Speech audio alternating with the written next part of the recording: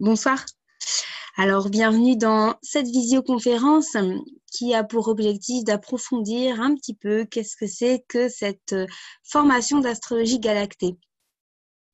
Alors, l'astrologie, c'est vrai que c'est une discipline qui est très vaste, qui est, qui est connue, méconnue, mal connue. Certains ont une expérience, d'autres pas. Certains sont passionnés, certains ont eu une approche, une expérience et ont envie de découvrir une autre. Donc ça, c'est vraiment propre à chacun quelque part, là où on en est par rapport à cette discipline. C'est toujours intéressant de reposer le postulat, qu'est-ce que c'est que l'astrologie ? En tout cas, comment est-ce que moi, je l'aperçois, je la vibre et je peux proposer de la transmettre. L'astrologie, c'est le postulat que l'être humain, il est relié cellulairement, vibratoirement aux astres et que quelque part, cette portée énergétique va avoir une incidence dans notre vie de tous les jours. Et être astrologue, c'est un petit peu comme se faire le messager ou essayer de capter l'intention, l'énergie que peuvent transmettre ces astres et l'influence que ça peut avoir dans notre vie. Alors évidemment, on peut le faire d'une manière qui va être très codifiée, très finie, très fermée. Voilà, ça plus ça égale ça, vous avez Vénus ça, ça veut dire ça. Ou on peut le faire d'une manière que j'appelle vivante. C'est ce que j'appelle une astrologie. Moi, je fais une astrologie humaniste et vivante. Et c'est vivant dans le sens où il n'y a pas une lecture codifiée sur un symbole, mais plus une approche de sensibilité, de réceptivité et d'énergie. Finalement, qu'est-ce que c'est qu'une planète? Qu'est-ce que c'est qu'une énergie? Pour aller la rencontrer, il va falloir ouvrir son cœur, sa sensorialité, son âme, son esprit, sa vibration. Un petit peu comme si on croise quelqu'un et qu'on se dit bonjour vaguement dans la rue sans se rencontrer, on ne va pas rencontrer grand-chose de la personne. Par contre, si on veut rencontrer un peu plus son énergie, peut-être qu'on va passer plus de temps à échanger, à se sentir, à se vibrer, à partager des choses. Eh bien, je dirais que l'approche de l'astrologie que j'ai est la même. J'observe que bien sûr, on peut avoir des connaissances théoriques sur l'astrologie, mais en tout cas, moi, ma sensibilité m'amène à me mettre en lien avec les planètes et à vibrer une forme de fréquence. Et le thème de la personne va être du coup le mélange de toutes ces fréquences. Et en lisant le thème, c'est comme une histoire qui se raconte. En regardant le thème, qui n'est que symbole, c'est comme on pourrait dire une langue, une autre langue, la langue de la musique ou une autre langue étrangère, et d'être un petit peu comme la traductrice de cette langue-là, et qu'il n'y ait pas de traduction littéraire, mais plutôt de pouvoir aller explorer un petit peu l'histoire, la vibration que raconte le thème, en sachant que c'est une histoire qui se crée et se réinvente à chaque seconde, à chaque instant, parce que c'est comme un potentiel en vibration, c'est comme une énergie qui peut s'ouvrir et se démultiplier et s'expanser.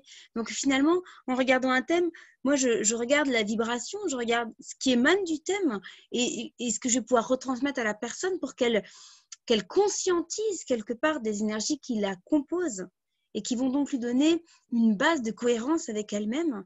Mais ensuite, le chemin d'expansion, d'expression de ces rouages, il est absolument infini. Donc, cette spécificité qu'a cette astrologie que je pratique, c'est qu'il y a vraiment un côté très vivant, très respectueux de l'être humain, vraiment comme une boîte de couleurs ou une boîte à musique où on peut jouer plein de mélodies. Quand on a do, ré, mi, fa, sol, la, si, do, on peut composer des partitions à l'infini. Eh bien, j'ai l'impression qu'avec notre thème de naissance, c'est la même chose. On peut composer une expression de nous-mêmes à l'infini. Mais si déjà c'est disharmonieux de départ parce qu'on n'a pas compris notre énergie, eh bien forcément, on va se prendre un peu les pieds dans le tapis. Et donc, chaque thème, donc pour chaque personne, il y a vraiment des éléments qui sont en fluidité et d'autres en dysfonctionnement, c'est vrai pour tous.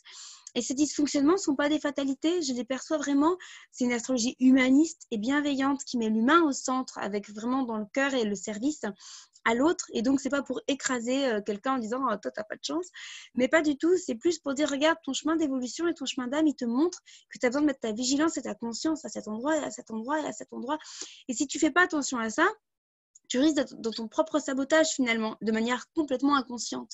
Et on a tous ça dans notre thème, et moi la première. Donc, c'est des fonctionnements que quand j'ai pu les identifier, je dirais que ça a été un vrai soulagement dans ma vie, parce qu'au lieu d'avoir une forme de sabotage à l'intérieur et de faire quelque chose de manière habituelle et inconsciente, j'ai pu regarder finalement comme deux petits personnages que j'avais en moi, qui en fait sont tout le temps en train de se chiffonner, et que si j'apprends à les réconcilier, ils deviennent amis, ils s'allient et même ils optimisent quelque part leur alliance et leur énergie commune. Donc, j'ai l'impression que prendre conscience de ces différents espaces dans notre thème, c'est comme reconnecter presque à des morceaux d'âme. C'est presque comme ça que je le ressens aujourd'hui. Et qu'ensuite, ça donne une forme de complétude.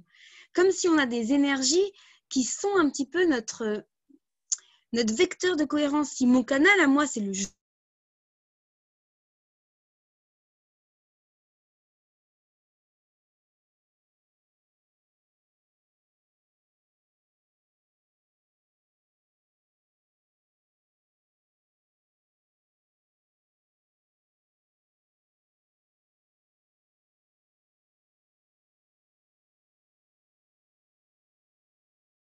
son temps, la manière que je propose de conscientiser cette alchimie globale, c'est de descendre aussi dans les différentes couleurs, dans les différentes ambiances. Parce que si on met trop en même temps, comment est-ce qu'on peut s'approprier, je dirais, toute une partition de musique si on ne sait déjà pas décrypter les notes? Donc, pour avoir une symphonie, pour avoir vraiment un orchestre à l'intérieur, une vie harmonieuse, je crois que c'est important d'aller décortiquer nos différents processus. Et si je comprends bien chaque note que j'ai, je vais pouvoir avoir ensuite un moyen pour les jouer avec ma harpe intérieure et que ça sonne bien.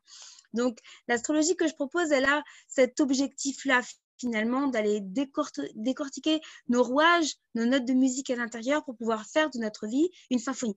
Et donc, c'est vraiment un outil de conscience, pas à pas, qui permet déjà d'entendre ces dimensions. Ah, tiens, moi, j'ai ce rose, ce bleu, ce vert, ce violet, ou ce do, ce ré, ce mi, d'accord.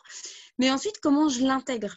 Donc, il y a une première phase qui consiste à écouter, puis il y a une deuxième phase qui consiste à intégrer et à mettre en action dans sa vie. Si on comprend par exemple qu'on a, je ne sais pas moi, un grand potentiel de créativité, par exemple, eh bien, on peut être créatif de plein de manières, on peut rester au b.a-ba de la créativité, on peut être un grand artiste et au milieu, il peut y avoir énormément de choses. Et comment est-ce que cette créativité va progressivement se l'approprier, l'amplifier, la développer, l'expanser, lui laisser de plus en plus de place dans notre vie parce qu'en fait, on sent que c'est quelque chose qui nous fait du bien. Et plus on reconnecte à des bases, à des rouages qui nous font du bien, plus on va pouvoir les expanser avec légèreté et naturel, parce qu'en fait, ça nous fait du bien. Et ce chemin d'expression, ce qui est magique, c'est qu'il est infini. Donc, on ne peut pas se dire, bon, au bout d'un moment, je vais m'ennuyer à être créatif. Bah non, la créativité, celui qui s'ennuie avec la créativité, il est doué, j'ai envie de dire. Hein. Ou alors, c'est qu'il n'est pas vraiment créatif, il se croit créatif. Mais la créativité, elle emmène toujours pas d'autres chemins, elle emmène toujours à d'autres endroits. Si on est créatif, c'est qu'on a toujours la possibilité de redémarrer autrement et de créer de manière constante.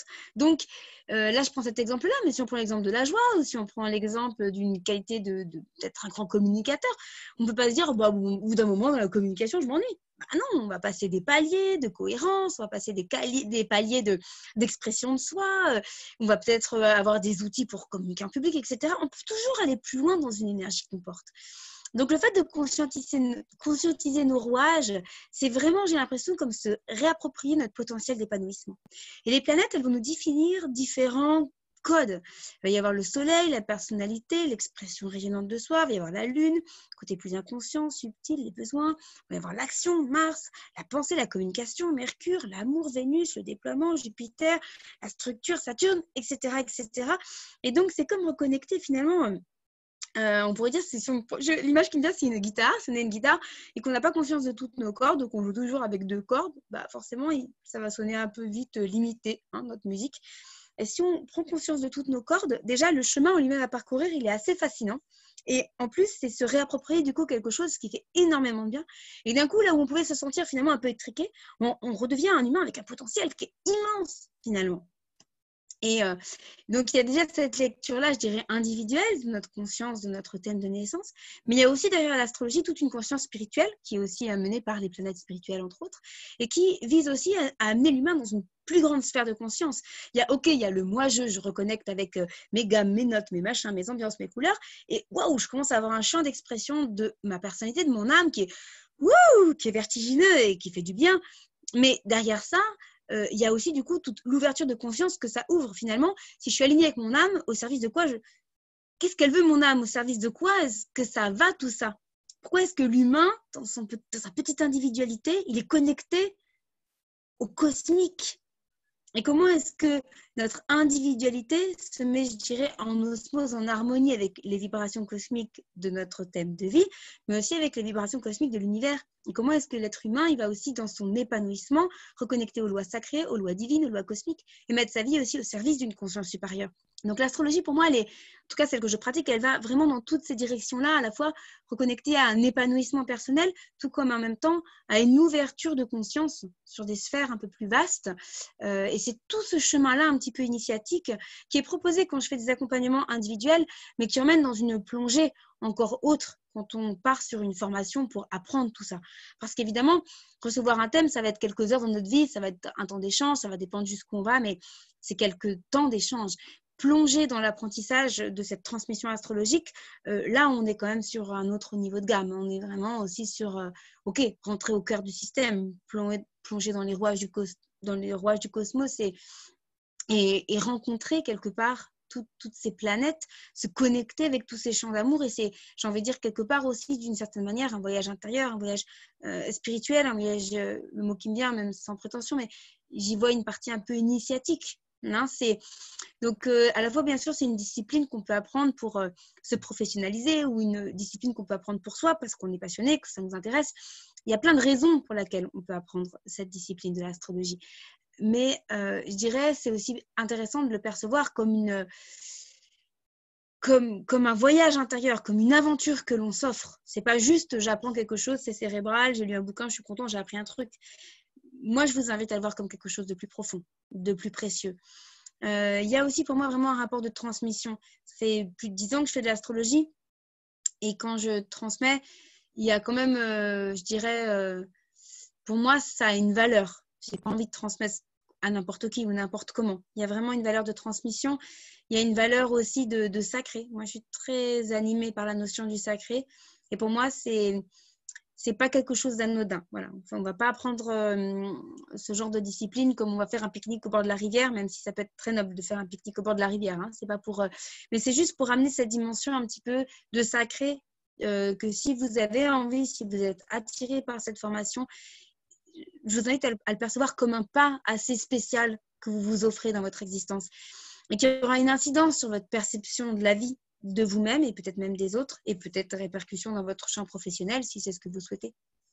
Aujourd'hui, moi, c'est une discipline de laquelle je vis intégralement, l'astrologie, donc c'est vraiment, ça peut vraiment devenir un corps de métier si c'est ce qu'on souhaite. Hein, et ça peut tout à fait complémentariser toutes sortes d'accompagnements qu'on peut déjà avoir autour de l'humain. Hein. On peut déjà être accompagnant, thérapeute, soignant ou quoi. Tout ce qui est vraiment dans l'accompagnement humain, l'astrologie peut se complémentariser à merveille avec plein d'autres disciplines. Hein. On n'est pas obligé d'être puriste. C'est l'astrologie, non. On peut être très créatif, on peut mélanger avec différents outils. Le seul objectif, c'est quelque part, je dirais, de se mettre au service avec bienveillance de l'autre pour lui apporter quelque chose qui lui permet d'évoluer et de rester très humble dans le fait que c'est un outil parmi tant d'autres, mais que si cette personne elle vient chercher cet outil, c'est que ça fait sens pour elle et que du coup, on peut lui apporter quelque chose au travers de cet outil. Donc, voilà ce que je peux vous dire un petit peu de cette formation. La spécificité aussi de cette formation, c'est vraiment qu'il y a une transmission qui passe beaucoup par le sensible, comme je l'ai dit, la réceptivité. Donc, pas mal de guidance autour de la méditation, mais aussi une connexion artistique. Il n'y a pas besoin d'être artiste pour venir. On part vraiment sur la spontanéité et l'expression spontanée. Je veux dire, un enfant de maternelle, on lui met des crayons entre les mains, il ne va jamais se dire, mais est-ce que je sais dessiner? Il prend les couleurs et il étale. Moi, c'est un petit peu la même compétence que je vous demande, donc il n'y a pas besoin d'être plus que ça. Mais par contre, il y a une dimension vraiment sensorielle dans cette transmission astrologique. Parce que je pense que la sensorialité et le ressenti vont énormément guider dans l'intuition, le ressenti et la connexion aux astres. Mon objectif, c'est bien sûr que vous entendiez qu'il y ait une transmission de cours, mais surtout qu'il y ait un apprentissage pour permettre de vous connecter à ces dimensions-là. Et donc, la sphère plus intérieure, intuitive, sensorielle, elle est au cœur de cette formation. Voilà. Le reste, quelque part, il vient soutenir. Mais si on n'est que dans le cérébral et qu'on n'a pas cette connexion, pour moi, ça ne vibrera pas. Et si vous avez envie d'un apprentissage plus cérébral, il vaut mieux aller le chercher dans une formation plus cérébrale, tout simplement. Ça, c'est vraiment quelque chose que je dirais, j'ai envie de dire, j'ai créé dans le sens où c'est ma manière d'approcher l'astrologie, donc je la transmets comme je la vis. Moi, je ne l'ai pas appris comme ça et je ne sais pas si d'autres gens la transmettent comme ça. On est tous uniques, donc personne ne la transmet à l'identique comme moi. Il y a peut-être d'autres gens qui la transmettent avec sensibilité, hein, c'est très possible. En tout cas, moi, je n'ai jamais rencontré des formations d'astrologie qui vont dans ce sens-là. Là, il y a une opportunité de prendre la fusée en route, en marche, j'ai envie de dire. Après, la vie peut évoluer, mais aujourd'hui, j'ai d'autres projets. Et donc, je pense que pour l'heure, je vais me consacrer encore à un cycle de transmission. qui prend quand même une bonne année et demie. Mais après, je pense me consacrer à d'autres projets pour l'instant. Donc voilà, si ça fait sens maintenant et si ça fait sens avec moi, eh ben, ça peut être le moment. Alors, vous pouvez... l'idée, c'est que cette année, la formule, c'est pas forcément qu'il y ait un groupe et qu'on avance tous au même rythme. L'idée, c'est que chacun puisse avancer à son rythme en autonomie sur les cours avec des sessions de questions-réponses tous les 15 jours. Mais du coup, ça veut dire aussi qu'il y en a qui peuvent commencer la formation maintenant, il y en a qui peuvent la commencer dans un mois, il y en a qui peuvent la commencer dans 2 mois. Ça ne me gêne pas plus que ça. C'est juste qu'au bout d'un moment, si je veux m'arrêter et avoir quand même pas quelque chose qui s'étale trop dans le temps, je serais bien obligée au bout d'un moment de dire bon là, c'est plus le moment pour moi, c'est plus mon timing. Mais j'ai pas forcément d'obligation que tout le monde commence là maintenant tout de suite. Si vous êtes intéressé, en revanche, prenez contact avec moi parce que ça va quand même se jouer, à mon avis, d'ici la fin 2019. Voilà, donc le format, c'est des cours qui sont en numérique, qui sont en vidéo, que vous pouvez écouter en autonomie chez vous. Tout le support de cours est en vidéo. Chacun avance à son rythme. Et par contre, il y a des sessions de questions-réponses en direct dans une salle de visioconférence tous les 15 jours qui permettent de poser vos questions, mais aussi de faire des exercices intégratifs, de rencontrer les autres personnes qui sont en apprentissage. Et donc, ça permet aussi de mettre de l'interaction et de ne pas être seul dans son coin pour apprendre tout ça. Donc, ça a quand même, pour moi, beaucoup de sens parce que c'est vrai que l'avantage du numérique, c'est qu'on peut apprendre du Canada, du Québec, de la Martinique, de où on veut. Et ça, c'est chouette. Mais l'inconvénient, c'est aussi qu'on peut aussi être un petit peu isolé derrière un écran d'ordinateur. Et pour moi, c'est très important de mettre de l'humain, du vivant dans cette transmission et qu'on puisse être vraiment en lien direct et je trouve que sinon c'est un vrai manque. Donc pour moi c'est très important que vous sachiez qu'il y a une vraie relation qui est mise en place dans cette formation et aussi du coup une disponibilité à votre égard. Il y a quand même vraiment cette intention de pouvoir vous accompagner dans vos expériences et vos apprentissages. Si vous avez envie d'en savoir plus précisément, n'hésitez pas à me contacter par mail ou le mieux c'est encore par téléphone, de vive voix, on échange. On discute, on voit comment ça peut être cohérent pour vous, pour moi. Pour moi, ce qui est important, c'est que si on y va vraiment ensemble et qu'il y a un rapport de confiance. Si on ne peut pas se faire confiance, si c'est pour se tirer dans les pattes au bout de 3 mois de formation, ça ne sert à rien. Moi, j'ai envie de... C'est quelque chose qui a beaucoup de valeur pour moi de transmettre cette pratique. Et du coup, j'ai envie de le transmettre à des gens qui en perçoivent la valeur et qui ont aussi vraiment un sens, voilà, je dirais, de l'engagement, du respect, puis de la confiance mutuelle. On se fait vraiment confiance. On est dans une relation active si on s'engage ensemble dans ce parcours-là. Voilà, pour moi, ça, c'est important. Et puis, il y a aussi l'idée qu'il y a d'autres personnes qui ont été formées avant vous et que c'est des personnes aussi qui peuvent être des soutiens, qui peuvent aider aussi. Il y a comme une communauté un petit peu qui peut se créer autour de cette formation et de l'astrologie qui peut permettre d'avoir des échanges, de se mettre en lien avec d'autres gens qui pratiquent, de s'entraîner. Donc, pour que ça reste encore une fois assez interactif, vivant et que ça donne envie de s'y mettre. Donc, pour moi, l'objectif restera toujours quand même de se faire plaisir parce que si on ne se fait pas plaisir dans ce qu'on fait, ça ne sert à rien. Un apprentissage où on s'ennuie, où on s'en... Vraiment, c'est pour ça que moi, j'ai envie que cette formation, elle soit vivante, qu'elle soit interactive, qu'elle soit créative, qu'elle soit artistique, qu'elle soit sensorielle. Parce que quand on apprend quelque chose en le faisant passer par son corps, pour moi, on l'intègre cellulairement. Ce qui est très différent de quand on passe uniquement par le mental, ou pour moi, en tout cas, personnellement, ça rentre, ça sort, ça rentre d'un côté, ça sort de l'autre, c'est imprégné dans rien. Alors qu'une expérience qui est vécue cellulairement, elle est imprégnée. Elle est posée, elle est actée, elle nourrit l'expérience du corps et elle peut se retranscrire de plein de manières. Donc, cette formation, elle peut vraiment être à titre d'expérience personnelle comme à titre d'avoir envie d'utiliser l'astrologie de manière professionnelle. Tout est possible. Et puis après, votre implication personnelle fait la différence. Si vous êtes très motivé, vous pouvez aller très vite, en fait. Ça dépend de vous, du temps que vous avez à y consacrer. Et puis, il n'y a pas nécessairement l'objectif d'aller vite. Vous pouvez aller à votre rythme, tranquillement. Et il y a, je dirais, l'objectif, c'est savoir faire un thème, mais il y a tout le chemin en lui-même et toute sa noblesse et toute sa beauté qui est à savourer.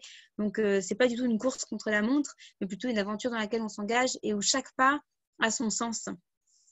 Et puis, je dirais, pour conclure, c'est que l'astrologie, pour moi, c'est un vecteur de conscience. Donc, l'objectif, c'est aussi de pouvoir amener plus de conscience dans notre vie, dans l'expression de nous-mêmes, dans l'expression du monde, dans la relation aux autres. Donc, cette formation, elle a vraiment aussi cette visée d'ouvrir des portes de conscience. Voilà. Et qu'on peut ouvrir pour soi, mais qu'on peut aussi apporter au monde et apporter une contribution au travers de ces portes de conscience. Et du coup, dans cette formation, il y a aussi une partie qui va être tournée sur l'écoute, la bienveillance, poser un cadre thérapeutique, comment accompagner quelqu'un. Voilà, il y a aussi une approche qui va quand même aussi dans ce sens-là pour pouvoir aussi, je dirais, avoir une belle éthique et une belle cohérence de présence dans l'accompagnement à l'autre. Ça, pour moi, ça me semble fondamental. Je ne vais pas vous en parler plus longtemps parce que c'est quelque chose dont je pourrais parler des heures. Je peux que vous inviter, si vous sentez l'appel, si c'est quelque chose qui vous pose question, si vous dites oui, oui, j'ai envie, oui, mais, eh bien, allez-y, contactez-moi, il n'y a pas d'enjeu, on s'appelle, on parle, on voit, ça fait sens, ça résonne, c'est le moment, c'est pas le moment. On est libre, mais juste, dans l'échange direct, c'est parfois beaucoup plus nourrissant pour pouvoir prendre une décision qui est juste pour vous. Merci de votre écoute, à très bientôt et je vous souhaite une lumineuse journée. Au revoir.